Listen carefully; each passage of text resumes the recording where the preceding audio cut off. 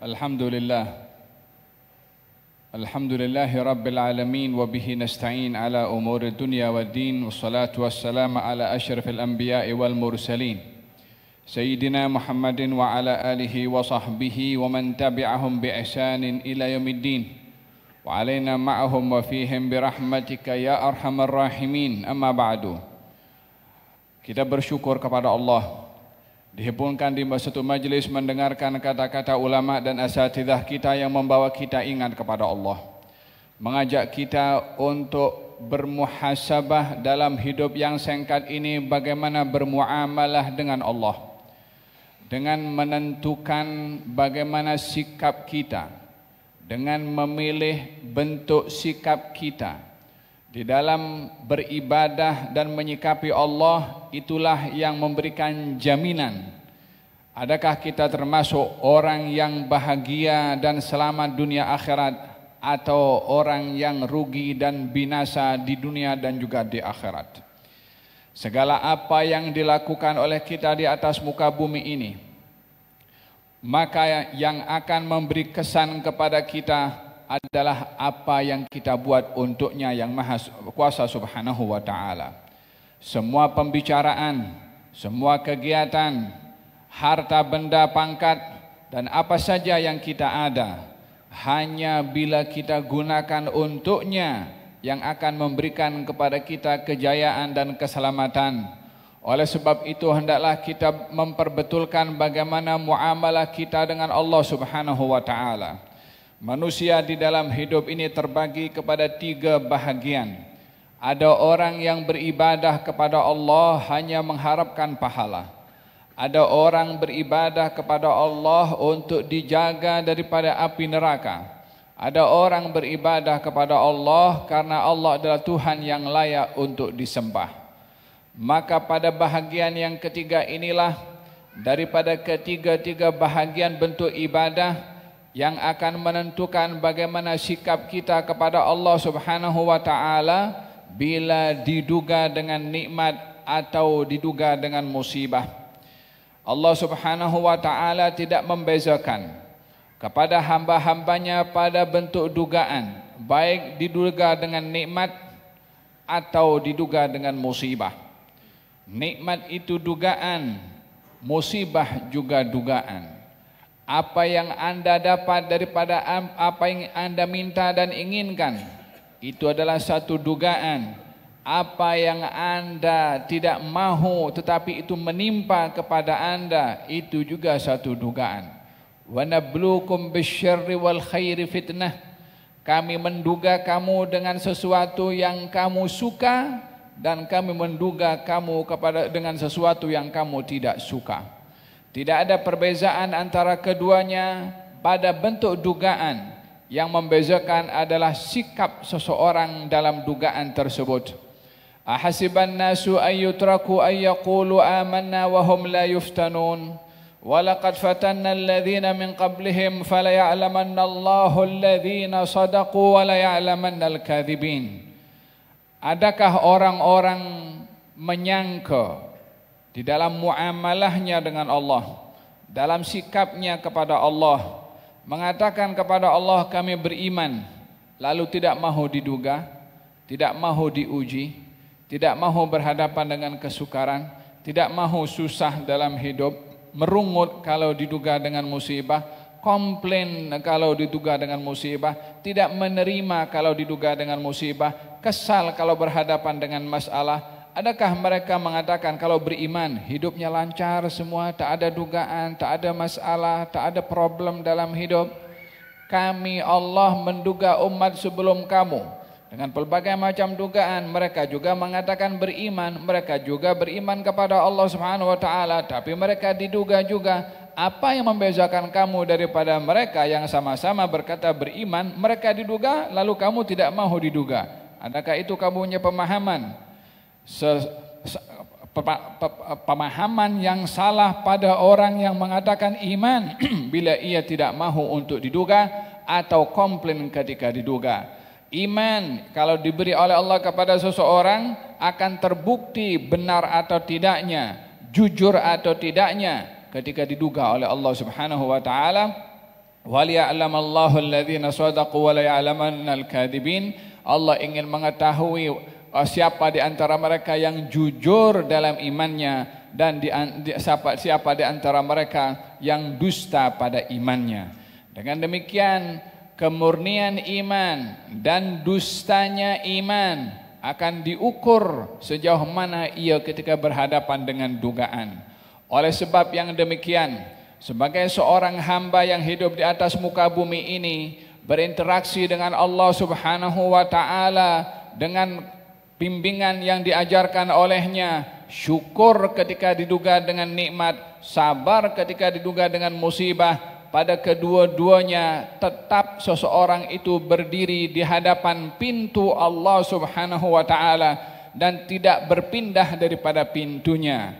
Adalah mudah bagi seseorang untuk berdoa kepada Allah, tetapi tidak mudah bagi seseorang untuk tetap berdiri di pintu Allah walaupun tidak diperkenan permintaannya oleh Allah Subhanahu wa ta'ala.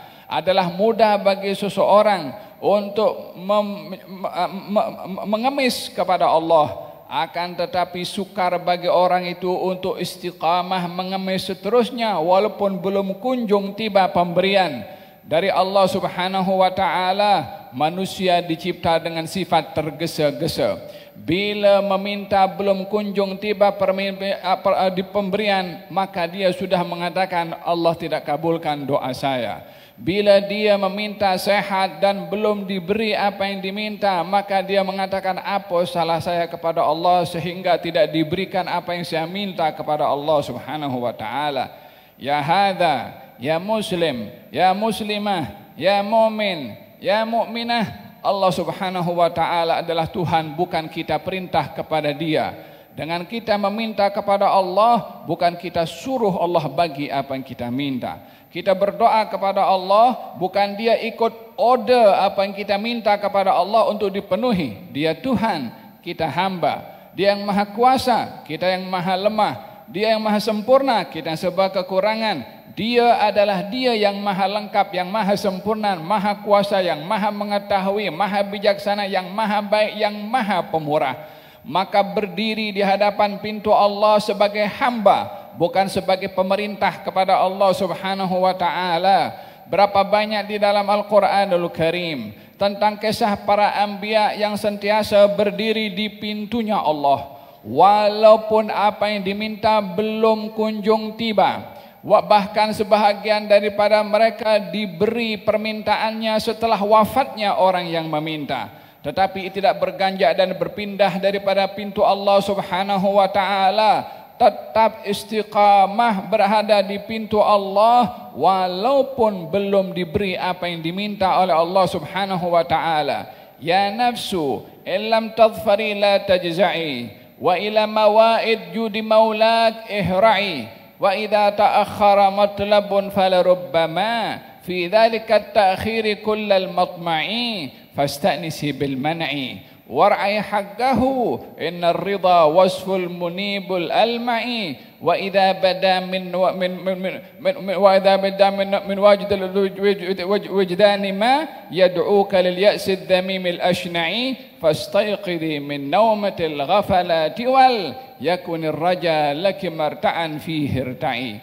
Wahai hawa nafsu, kalau kamu meminta kepada Allah dan permintaan kamu belum diberi oleh Allah, kamu jangan gelisah, kamu jangan risau, kamu jangan gundah gulana, kamu jangan putus asa, kamu jangan kecil hati. Ada kalanya tidak diberi oleh Allah atau terlambatnya pemberian, itu adalah satu pemberian dari Allah Subhanahu wa ta'ala. Kadang-kadang tidak diberi oleh Allah, itulah satu pemberian. Mula bila kita memahami adalah pemberian kalau diberi oleh Allah Subhanahu wa ta'ala. Bukankah seorang anak kalau meminta kepada orang tuanya, dia umur 6 tahun, minta kereta Mercedes yang model baru. Umur 6 tahun nak drive, orang tuanya tak kasih. Adakah kejam orang tuanya? Justru dia kasihan dengan anak itu karena belum layak untuk mendapat kereta semahal itu untuk dia boleh gunakan, belum layak untuk menerima pemberian itu, maka tidak diberi. Allah Subhanahu wa ta'ala punya hikmah, ketika memberi dan juga ketika tidak memberi. Fastanisi bil mani. Biasakan kamu selesa, tenang, redha, lapang dada ketika kamu tidak diberi. Kebiasaan orang itu akan merasa selesa kalau diberi. Kebiasaan orang itu akan merasa senang kalau diberi. Tapi kita diajarkan dalam syariat kita untuk kita sama sikap kepada Allah. Di saat kita meminta kepada Allah, diberi kita gembira. Ketika tidak diberi kita pun juga redha. Kedua-duanya adalah satu sikap yang baik. Dan itulah yang diinginkan oleh Allah Subhanahu wa taala. Wa idza bada min natigil wajdani ma. Kalau dalam hati ini ada pembicaraan, untuk apa saya minta lagi kepada Allah? Untuk apa saya sudah merayu kepada Allah? Untuk apa saya bikin doa selamat lagi untuk mendapatkan pemberian daripada Allah sementara Allah tak kabulkan saya punya doa? Bagi tahu kepada dia, fastaigidhi bin naumatil ghafalati wal. Kamu jangan biarkan diri kamu lalai. Dia Tuhan, Dia yang Maha Kuasa, bukan Dia hamba sahaya, bukan Dia ikut perintah kamu. Ketahuilah kamu minta itu merayu, kamu minta itu mengemis, bukan perintah kepada Dia Subhanahu wa taala. Di dalam Al-Quranul Karim, Allah Subhanahu wa taala mengajarkan kepada kita untuk berinteraksi dengan sikap Allah yang ditunjukkan kepada kita, untuk tidak melihat kepada zahir tetapi melihat kepada di sebalik apa yang ditentukan oleh Allah Subhanahu wa taala.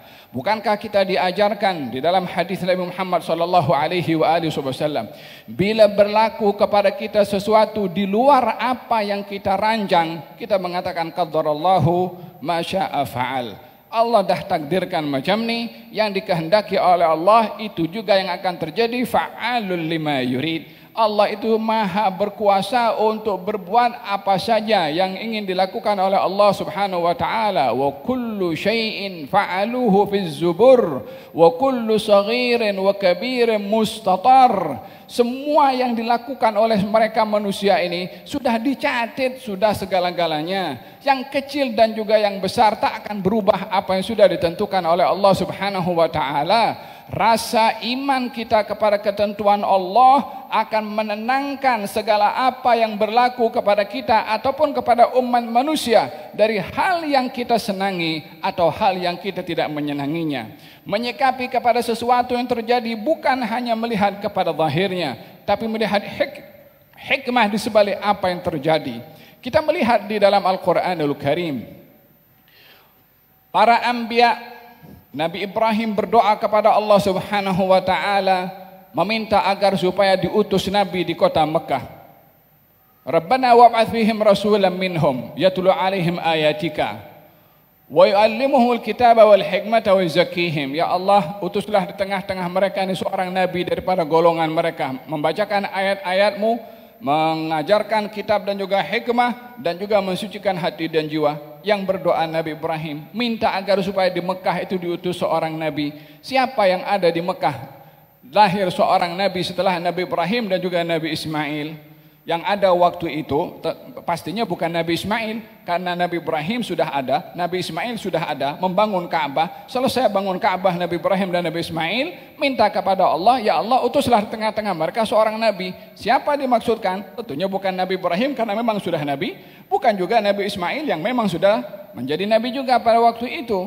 Maka kata siapa dimaksudkan nabi di situ adalah Nabi Muhammad SAW. Bila dikabulkan oleh Allah doanya Nabi Ibrahim 3000 tahun setelah wafatnya Nabi Ibrahim alaihissalam, doanya sudah, tapi tidak putus asa sampai akhir hayatnya. Ya Allah, mana nabi yang aku minta kepada engkau supaya diutus?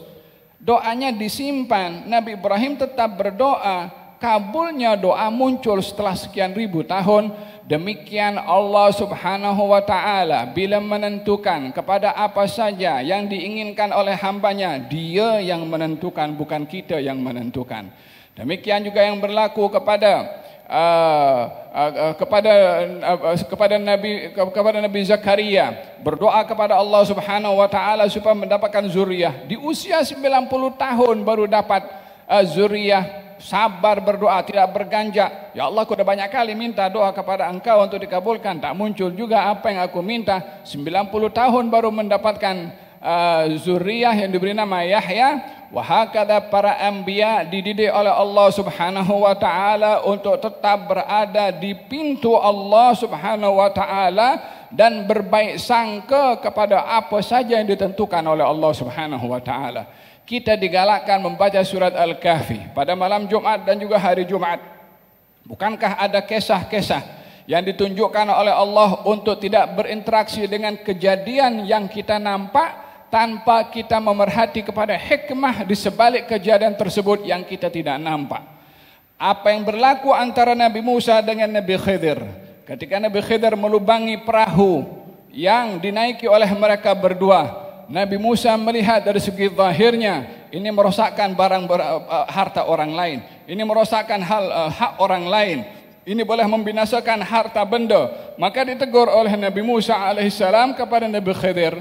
Nabi Khidir mengatakan kepada Nabi Musa, aku dah cakap kepada engkau, jangan engkau tanya apa yang aku buat. Jumpa dengan anak laki-laki sedang bermain, dibunuh oleh Nabi Khidir. Secara zahirnya ini nampak kekejaman, ini nampak perbuatan zalim, ini perbuatan maksiat. Ditegur oleh Nabi Musa kepada Nabi Khidir. Nabi Khidir pun menegur sekali lagi, aku dah kata kepada engkau kalau jangan bertanya ke atas apa yang aku buat. Sampailah terakhir ketika membangun dinding yang akan roboh itu. Tiga-tiga kejadian secara zahirnya itu salah. Tiga-tiga kejadian yang berlaku seakan-akan menyimpang. Tentunya dalam hal ini Nabi Khidir ketika mengatakan kepada Nabi Musa, jangan tanya apa yang aku buat, dalam hal ini ingin memberitahukan apa yang aku buat ini bukan atas nama diri aku. Kan yang mau belajar itu Nabi Musa kepada Nabi Khidir. Kira-kira tindakan guru itu tidak tahu ke apa yang dia buat. Kalau guru tidak tahu apa yang dia buat, untuk apa belajar kepada guru tersebut? Tetapi Nabi Musa mengambil hukum dari segi zahirnya. Nabi Khidir mengelengkapkan dalam hukum bukan hanya yang zahir, tapi yang disimpan oleh Allah Subhanahu wa taala daripada hal yang kita tidak mengetahui. Diberitahu bahwasanya yang pertama yaitu perahu yang dilubangi, katanya ini perahu milik orang yang ada raja di situ yang akan rampas semua perahu yang tidak cacat. Ini dicacatkan supaya tak dirampas sehingga orang yang punya perahu ini boleh tampal balik ke lubang yang ada perahu dan dia boleh berniaga mencari rezeki walaupun perahu itu cacat dan lubang, tapi tidak dirampas. Kalau dirampas dia tak boleh cari rezeki. Berarti menguntungkan atau tidak kepada tuan yang punya perahu? Menguntungkan kepada tuan yang punya perahu. Siapa yang bagi tahu kepada Nabi Khidir kalau perahu ini akan dirampas oleh raja yang mengambil harta benda atau perahu milik rakyatnya? Allah Subhanahu wa taala yang bagi tahu kepada Nabi Khidir alaihi salam. Itu anak dibunuh oleh Nabi Khidir. Memang kita nampak itu perbuatan yang kejam dan secara zahir. Maka ditegur oleh Nabi Musa berdasarkan dengan ilmu yang ada pada Nabi Musa. Ini satu kesalahan. Nabi Khidir setelah memberitahukan kepada Nabi Musa, ini anak kecil adalah orang tuanya orang yang baik, orang yang saleh. Dalam ilmunya Allah yang diberitahukan kepada Nabi Khidir, ini anak kalau membesar dia akan menjadi sebab kekufuran bagi orang tuanya. Jadi saya bunuh dia supaya tidak menjadi sebab kekufuran kepada orang tuanya. Dibunuhnya anak masih kecil itu menyelamatkan orang tuanya supaya tidak kufur, menyelamatkan anak itu juga karena masih kecil dibunuh sehingga tidak ada hal yang boleh memudaratkan kepada siapapun juga. Coba dibandingkan, kalau anak itu membesar dan akan menjadi sebab kekufuran orang tuanya, siapa yang akan menderita? Ya ketiga-tiganya, orang tuanya dengan anaknya. Ketika anak itu dibunuh oleh Nabi Khidir, siapa yang rugi? Tak ada siapa yang dirugikan. Hanya sedih sesaat tapi bahagia kekal abadi dengan mereka diselamatkan oleh Allah Subhanahu wa taala.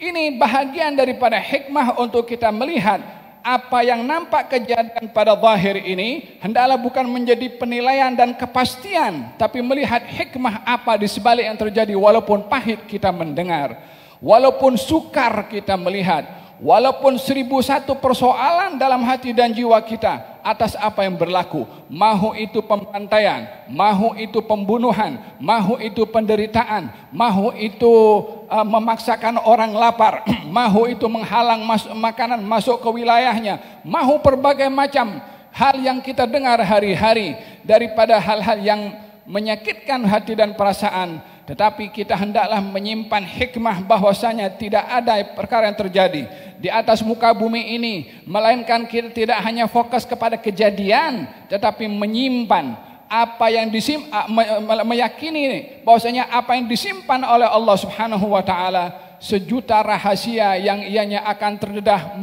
pada waktu yang ditentukan oleh Allah Subhanahu wa taala. Sikap steady, sikap stable, sikap tenang terhadap kejadian itu yang perlu ada kepada orang muslim.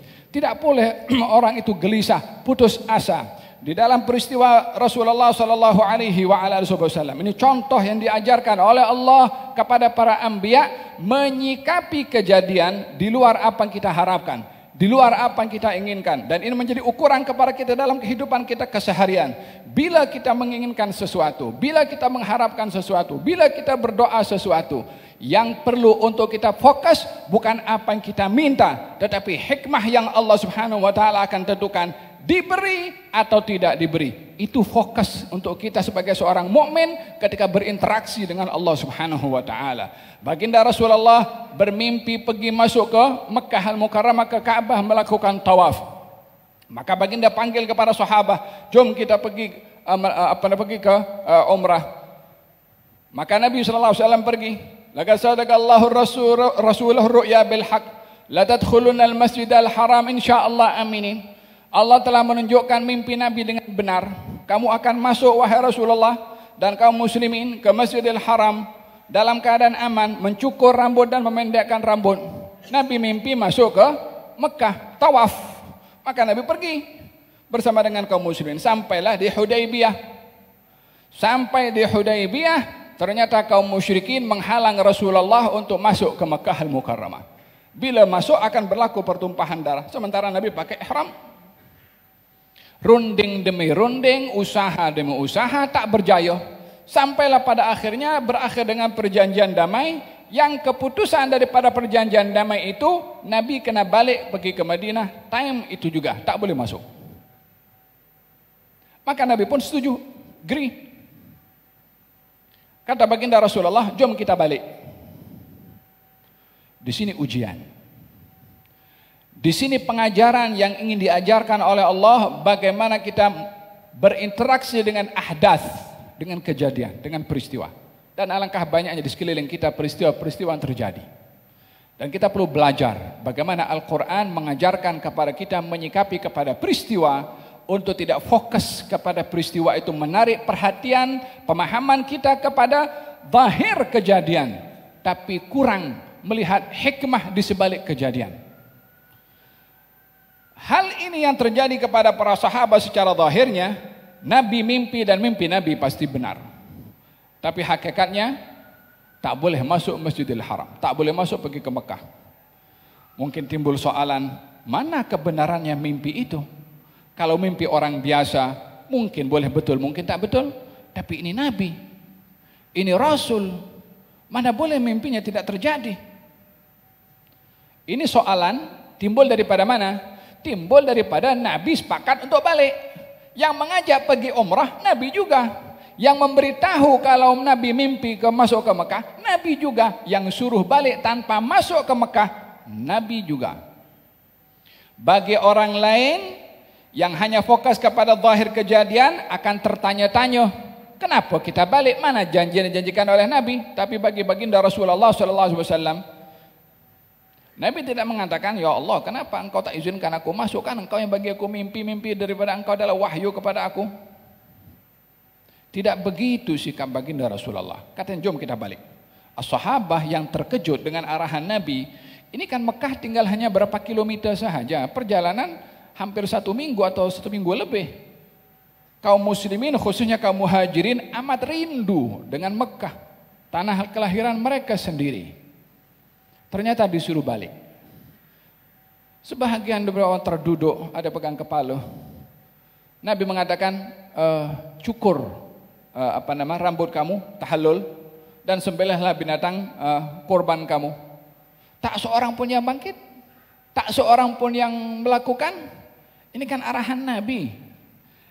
Sahabat waktu itu tidak melakukan, bukan tak mau dengar, tetapi terkejut dengan situasi yang mereka harapkan terjadi sesuai dengan apa yang mereka inginkan, yaitu masuk ke kota Mekah. Ternyata yang terjadi di luar apa yang mereka inginkan dan mereka harapkan. Di sini mereka terkejut. Mu'amalathum bi zahiril ahdath. Mereka berinteraksi dengan kejadian yang zahir. Sementara baginda Rasulullah SAW tidak berinteraksi dengan kejadian yang zahir. Dia Rasul, dia Nabi. Dia tahu tak ada sesuatu yang terjadi di atas muka bumi melainkan yang maha kuasa menentukan. Itu semut bergerak, kakinya pun juga menentukan pergerakan kaki semut adalah dia. Apatah lagi semua yang ada di alam semesta ini, siapa yang kawal dan siapa yang kontrol selain dia subhanahu wa ta'ala. Maka baginda Rasulullah terkejut melihat sahabat tidak mendengar arahan Nabi SAW. Sampai akhirnya Ummu Salamah mengatakan kepada Rasulullah, kamu panggil tukang cukur kamu dan cukur di hadapan mereka, mereka akan lakukan. Betul lah, diikuti. Falhasil Nabi panggil tukang cukur, Nabi cukur, akhirnya sahabat pun cukur dan juga melakukan sembelihan lalu kembali ke kota Madinah. Pada saat itu turun firman Allah Subhanahu wa taala, inna fatahna laka fathan mubina. Turun ayat itu memberitahukan tentang kota Mekah akan jatuh ke tangan kaum al-muslimin. Hadirin hadirat. Di sini kita ingin mengambil sejenak bertafakkur dan bertadabbur ayat yang mendidik kepada kita bagaimana berinteraksi dengan kejadian. Supaya tidak fokus dengan zahirul ahdath, zahirnya kejadian, tapi melihat hikmah di sebalik kejadian yang zahir itu. Baginda Rasulullah memberikan arahan, jom kita balik. Dan kalian sedih kaum muslimin pun mengikuti arahan Nabi. Sebelumnya didatangi oleh Sayyidina Umar bin Khattab radhiyallahu anhu, katanya, ya Rasulullah, bukankah kita di pihak yang benar dan mereka di pihak yang salah? Kata Nabi, ya. Ya Rasulullah, kalau kita pun lawan kepada mereka, kita perang, bukankah kalau kita mati kita masuk surga, syahid? Dan kalau mereka yang mati, mereka masuk neraka? Kata baginda Rasulullah, ya benar. Ya Rasulullah, kalau begitu, bukankah engkau berjanji kepada aku atau kepada kaum muslimin bahwasanya engkau akan masuk ke tanah suci Mekah melalui mimpi itu? Bukankah mengatakan kepada kami akan masuk dan tawaf dan serta dapat mencukur dan memendekkan rambut? Kata Nabi, ya. Tapi aku bagi tahu tidak kepada kamu kalau kita semua akan masuk tahun ini. Kata Sayyidina Umar, tidak, engkau tidak menentukan tahunnya, cuma memberitahukan akan masuk. Katanya kalau begitu pasti kita akan masuk. Bila itu dia punya yang kuasa. Masa Nabi berjalan mengambil daripada apa yang dilakukan daripada mimpi yang dilihat oleh beliau, dan itu sebagai satu tanda keizinan, beliau pergi. Ketika tidak diizinkan oleh Allah untuk masuk ke dalam dengan penolakan kaum musyrikin kepada Nabi untuk masuk, Nabi berinteraksi bukan dengan sikap kaum musyrikin yang menolak, tetapi lebih menyikapi apa yang dikehendaki oleh Allah Subhanahu wa taala untuk kembali. Dia juga yang mengizinkan untuk pergi bergerak, dia juga yang memerintahkan untuk kembali tanpa masuk ke kota suci Mekah. Dia mau seperti itu. Dan kita hanya hamba yang patuh dan taat kepada dia apa yang diinginkan olehnya Subhanahu wa taala. Demikian baginda Rasulullah SAW ketika disoal oleh Sayyidina Umar, katanya, bukankah kita dalam pihak yang benar dan mereka pihak yang salah? Bukankah kita di pihak, kalau kita mati syahid, mereka adalah akan mati dalam keadaan kekufuran? Kata baginda Rasulullah, ya Umar, ini Rasulullah, saya Rasulnya Allah dan saya tidak akan bermaksiat kepadanya dan dia tidak akan tinggalkan saya. Ini yang perlu ada kepada kita sebagai seorang mukmin. Bila kita berhadapan dengan situasi yang tak dapat apa yang kita inginkan atau kesal ke atas apa yang terjadi, katakan ini adalah ketentuan daripada Allah dan dia pasti menentukan sesuai yang dikehendaki olehnya. Kembali Rasulullah bersama dengan kaum muslimin ke kota Madinah. Di perjalanan turun firman Allah, inna fatahna laka fatham mubina. Secara zahir Nabi ini kan tak boleh masuk ke kota Mekah, mau 3 hari saja tak boleh. Diberi syarat, boleh masuk tapi tahun depan. Itu pun 3 hari. Tahun itu yang sudah tinggal sejengkal saja pergi masuk ke kota Mekah, tak diizinkan. Tahun depan, oke, 3 hari. Visanya 3 hari. Diberikan oleh kaum musyrikin. Tahu apa yang diberitahukan oleh Allah? Itu kota Mekah yang penduduknya saat ini melarang kamu masuk dan memberikan syarat perjanjian tahun depan 3 hari kamu akan masuk, itu kota Mekah akan jatuh ke tangan kamu. Bukan lagi 3 hari, bukan 3 minggu, bukan 3 bulan, engkau yang akan pegang kota Mekah. Ini kabar disampaikan oleh Allah di saat Nabi tak boleh masuk dan kembali ke kota Mekah. Secara zahirnya nampak lemah. Secara zahirnya adalah kaum musyrikin lebih dilihat tunjuk gigi karena berjaya menghalang kaum muslimin untuk masuk ke kota Mekah. Zahirnya begitu. Tapi Allah berkehendak yang lain. Itu kota Mekah akan jatuh ke tangan engkau. 2 tahun berlalu, memang pun akhirnya tahun depan Nabi pergi ke kota Mekah 3 hari. Lepas itu balik. 2 tahun berlalu, kota Mekah jatuh ke tangan kaum muslimin. Hadirin hadirat, itu Nabi mula daripada 13 tahun di Mekah, diperangi 6 tahun berada di Madinah, setiap tahun tak lepas daripada perang. 2 tahun setelah perjanjian damai yang Nabi dihalau, kota Mekah jatuh ke tangan kaum muslimin dan orang masuk Islam berlipat kali ganda daripada 13 tahun di Mekah, 6 tahun di Madinah. Berapa semua? 19 tahun lebih kurang. 2 tahun perjanjian damai yang disepakati oleh Nabi, masuk Islam jumlah orang lebih ramai daripada 19 tahun Nabi berdakwah. Hikmah Rabbaniyah yang ditentukan oleh Allah, walaupun waktu itu kaum muslimin sedih, walaupun kaum muslimin susah hati, walaupun kaum muslimin waktu itu kesal tak boleh masuk, tapi tahun depan bukan perlu visa untuk masuk, anytime boleh masuk. Pemberian daripada Allah bila disikapi dengan ridha. Hadirin hadirat yang dirahmati oleh Allah Subhanahu wa taala, kita diajarkan pada kisah-kisah dalam Al-Qur'an untuk berinteraksi dengan ahdath, dengan kejadian, bukan hanya pada zahir, tapi apa yang Allah simpan di sebaliknya. Allah Subhanahu wa taala Maha memiliki hikmah dan Maha menentukan yang terbaik bagi umat Nabi Muhammad sallallahu alaihi wasallam bila umat ini menyikapi kepada Allah seperti yang dikehendaki oleh Allah dan diperintahkan oleh Rasulullah sallallahu alaihi wasallam, lil fuqara'il muhajirin alladhina ukhriju min diyarihim wa amwalihim yabtaghuna fadlan min Allahi wa ridwana ulaika humus shadiqun. Kaum muhajirin yang diusir, dihalau daripada Mekah ke Madinah, harta mereka diambil, rumah mereka diambil, mereka tinggalkan segala-galanya. Untuk apa mereka pergi ke hijrah ke Madinah? Yabtaguna fadlan minallahi wa ridwana, mencari anugerah dari Allah dan redha. Susah meninggalkan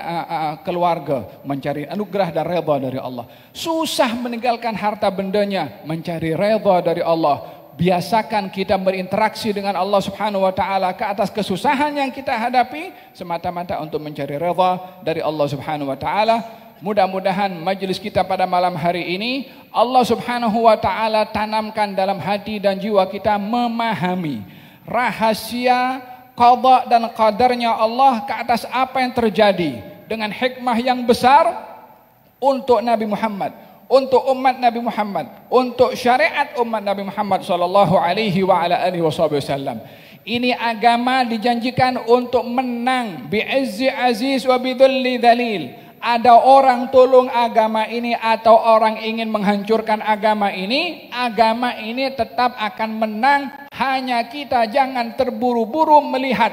Ianya adalah merupakan satu ketetapan yang Allah sudah janjikan, terpulang kepada yang maha kuasa untuk menjayakan semua itu. Hanya kita tetap dalam keadaan yakin apa yang dijanjikan pasti akan terjadi, baik kita melihat atau generasi kita yang akan melihat. Mudah-mudahan Allah Subhanahu wa taala berikan kemantapan iman dalam hati dan jiwa kita, dalam kita bermuamalah dengan Allah, dan sentiasa meraih redha dari Allah Subhanahu wa taala walaupun pahit yang kita lalui dalam hidup ini, walaupun berat apa yang kita lalui dalam hidup ini, walaupun juga menitiskan air mata yang banyak ketika melihat di televisi ataupun YouTube apa yang berlaku kepada saudara-saudara kita. Mudah-mudahan Allah Subhanahu wa taala mempercepat bantuannya dan juga pertolongannya kepada saudara-saudara kita dan memberikan pemahaman kepada kaum muslimin daripada rahasia kehendak Allah dan ketentuan Allah Subhanahu wa taala.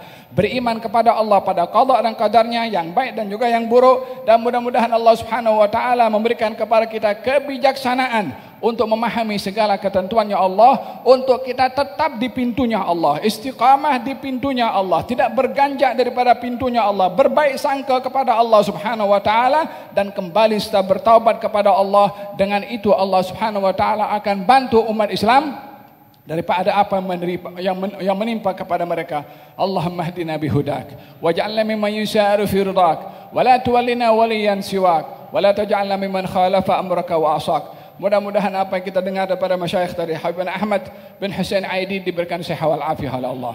Kehadirannya di tempat ini adalah satu tuah bagi saya dan juga tentunya kepada semua yang hadir. Barakallahu fi wa fi ahlihi wa fi tullabih wa fi da'watih wa fi sayrih wa fi manhajih wa fi qiyamih fi ad-da'wah ila Allah Subhanahu wa ta'ala. Barakallahu fi barakatan wasi'ah fid dunya wal akhirah wa rafa'allahu lahu ad-darajat wa waffaqahu lima yuhibbu wa yardah وبارك في سفره في حله وترحاله يا أرحم الراحمين وأكرمنا الله بأن نستفيد منه مرات عديدة وكرات عديدة يا أرحم الراحمين وبارك في شباننا يبارك في أعمارهم بركة واسعة birahmatika arhamar rahimin. Asatidah kita diberikan sehat walafiat, diberkati Ustaz Mustafa Kamal, Said Fadli Al-Habib, Syekh Bakar daripada Indonesia hadir bersama dengan kita dan semua yang hadir di tempat ini. Mudah-mudahan Allah Subhanahu wa taala menganugerahkan kepada kita redha daripadanya di dunia dan juga di akhirat, dan dianugerahkan manisnya perasaan dengan mendapatkan redha. Wassallallahu ala sayyidina Muhammadin wa ala alihi wasallam. Alhamdulillahirabbil alamin.